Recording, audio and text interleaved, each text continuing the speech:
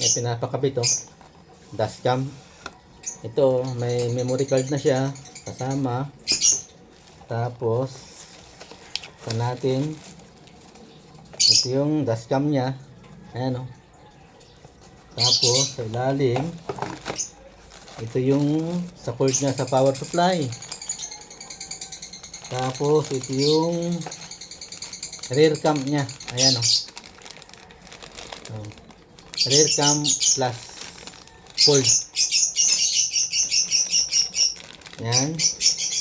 Tapos ito yung sa bracket niya pang ano doon sa anong ang handle ng CCTV ay ng ano ng dashcam. Yun lang. Tapos ito ito nandito yung power lang siya kasi touch screen na pala ito mga lodi.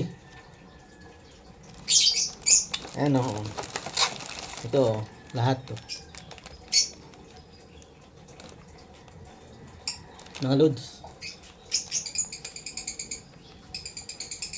Ito lahat ng accessories niya.